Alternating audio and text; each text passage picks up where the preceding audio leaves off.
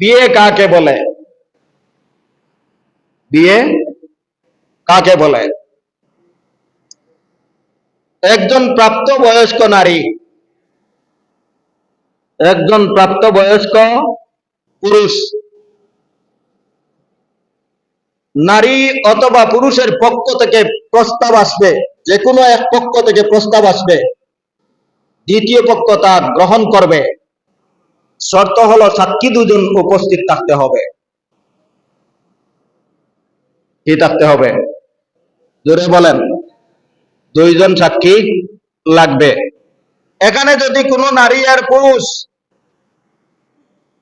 নির্জন এলাকায়, কোন জনমানবহীন এলাকায় বসবাস করিয়া যদি নারীকে বলে যে আসমান সাক্ষী রাখিয়া আর জমিন সাক্ষী রাখিয়া তোমাকে বিয়ে করলাম, বিয়ে হবে? বিয়ে?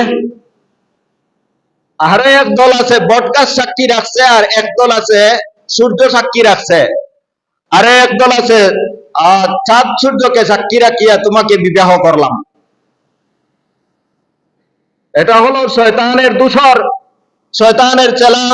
নারীকে বুক করার জন্য অবৈধ একটা পন্থা, অবৈধ একটা মাধ্যম বলে নারীকে সর্বপ্রথম ফুসলানোর একটা মাধ্যম হলো ওই দুই কোন সত্তা মানুষ ব্যতীত অন্য কোন বস্তুকে সাক্ষী রাখিয়া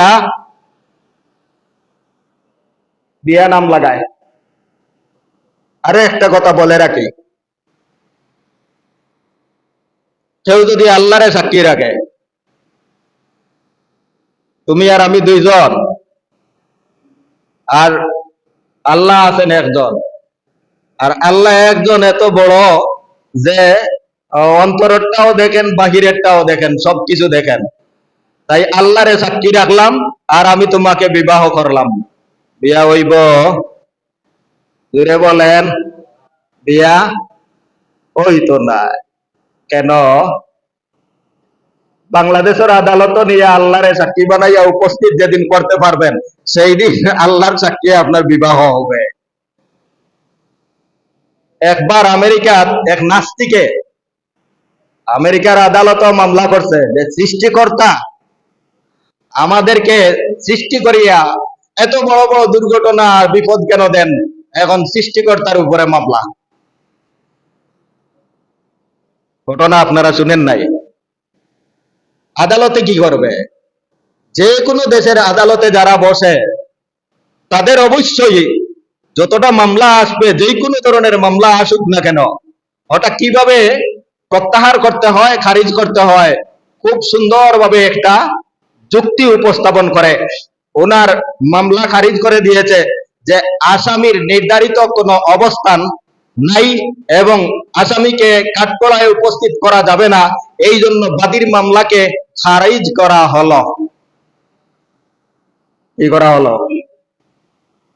আমেরিকার নাস্তিকেও যদি আল্লাহর সাক্ষী বানাইয়া আমেরিকার মতো রাষ্ট্র মামলা চালাইতে পারে নাই, তাহলে আপনি বিবাহর মতো এত গুরুত্বপূর্ণ বিষয়টা আপনি কিভাবে আল্লাহকে সাক্ষী রাখিয়া, গাছকে সাক্ষী রাখিয়া, গরু মহিষকে সাক্ষী রাখিয়া, চাঁদ সূর্যকে সাক্ষী রাখিয়া, আসমান জমিনকে সাক্ষী রাখিয়া, কলম আর লেখা এইগুলা সাক্ষী রাখিয়া সন্তানের মাথায় হাত দিয়া বললেন আমি আর আগের স্বামীর বাড়িতে যাব না, আমি যে আপনার পিছন ধরছে, আর মরলে মরবো, না হলে তোমার সাথে চলবো।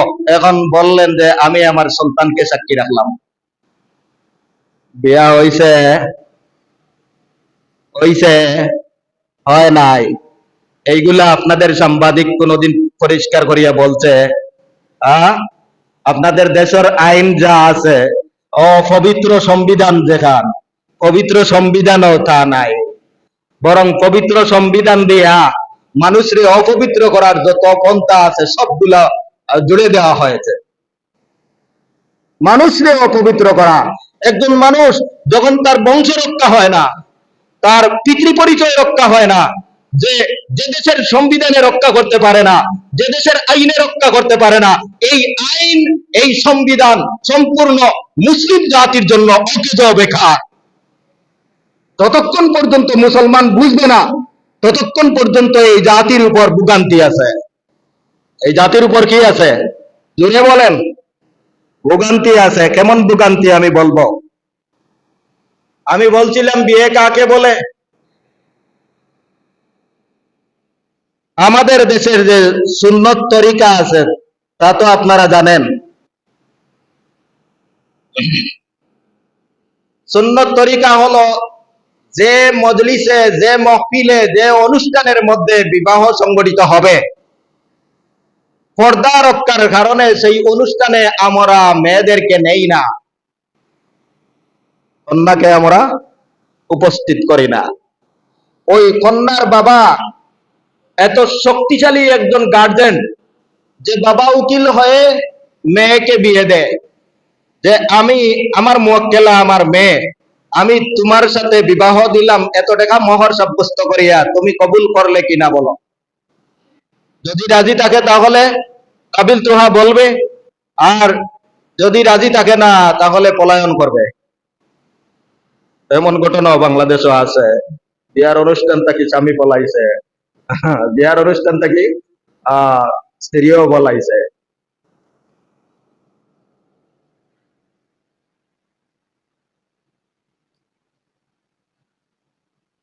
বিয়ার সংগঠিত হওয়ার জরুরি বিষয় হলো যেখানে ইজাব এবং কবুল, প্রস্তাব এবং গ্রহণ যেই মজলিসে হবে, সেই মজলিসে দুইজন সাক্ষী যদি উপস্থিত থাকে এবং সবালক সাক্ষীর শর্ত অনুযায়ী দুইজন সাক্ষী যদি উপস্থিত থাকে, বিয়া ইনদাল্লাহ হয়ে গেছে, ইসলামী শরীয়ত মোতাবিক বিয়া হয়ে গেছে। কথা বুঝে আসছে তো? এখন আমি আপনাদের বর্তমান অবস্থা আর বাংলাদেশি আইন ও নিয়ম সম্পর্কে একটু বলবো। আপনারা যে কাজী রাখেন, কাজী হলো আসলে এমন এক শব্দ, বিচারক। আর এখন কাজী মানা এমনও হয়েছে যে বাড়িয়ে বাড়িয়ে যিনি ব্যাগ নিয়ে ঘুরায় আর বিবাহ রেজিস্টার করে, ওনার নাম কাজী হয়েছে। কাজী অর্থ বিচারক। বর্তমান সিস্টেম হলো কনে পক্ষের দুজন সাক্ষী থাকবে আর বর পক্ষের দুজন সাক্ষী থাকবে, আর যে মজলিস আছে মজলিসের দুইজন সাক্ষী থাকবে। সর্বমোট কয়জন স্বাক্ষর দিবেন? 6 জনে। কয়জনে? আচ্ছা, আমাদের দেশে গরু খরিদ বিক্রি আছে না নাই? খালি গরু বেচা বিক্রি হয় না, আরো জীবজন্তু বেচা বিক্রি হয়? এগুলোর জন্য আপনারা কোনোদিন সরকারি রেজিস্টার্ড কোনোটা নিয়ে আসেন না? বাজারের মহল থেকে যে রিসিট দেওয়া হয় এটাই আপনার জন্য যথেষ্ট? আচ্ছা, ওই যেই বাজারে গরু বিক্রয় হয়, ছাগল বিক্রয় হয়, সেই বাজারের মধ্যেও হাঁস মুরগি বিক্রয় হয়। হাঁস মুরগি ক্রয় বিক্রয় করার পরে আপনারা কোনোদিন রিসিট আনছেন না? রিসিট দিছে? দেয় নাই। আপনারা জমি রেজিস্ট্রারি করেন, জমি রেজিস্ট্রারি করতে জমি ক্রয় বিক্রয় তো মুখে মুখে হয়ে গেছে, টাকার লেনদেনের মাধ্যমে জমি কেনা বেচা শেষ হয়ে গেছে, কিন্তু রাষ্ট্রীয়ভাবে এটার স্বীকৃতি আনতে হলে একটা রেজিস্টার দলিল লাগে। ঠিক তদ্রুপ ভাবে রাষ্ট্রীয়ভাবে আইনি সুযোগ সুবিধা বুক করার জন্য ওইটার নাম দেওয়া হয়েছে কাবিননামা, আসলে রেজিস্টার পত্র। যাই হোক, বর্তমান যে পদ্ধতি আছে এই পদ্ধতিতেও আপনার 6 জন সাক্ষী মিলাইতে পারলে তো আলহামদুলিল্লাহ, যদি নাও মিলাইতে পারেন, রেজিস্টার্ড করেন, তাহলে 2 জন সাক্ষীর ভিত্তিতে কাজীর মাধ্যমে যদি হয়, তাহলে সরকারের ধরেও আপনি বিবাহিত বলিয়া, আপনার বিবাহ বৈধ বলিয়া স্বীকৃত, আল্লাহর আদালতেও বিবাহ বৈধ বলিয়া স্বীকৃত। এখন হলো এমন কিছু ঘটনা আপনাদের সামনে বলবো বাংলাদেশে ঘটতেছে। কারণ মানুষকে সুর বানায় মুরব্বীরা, তারা আর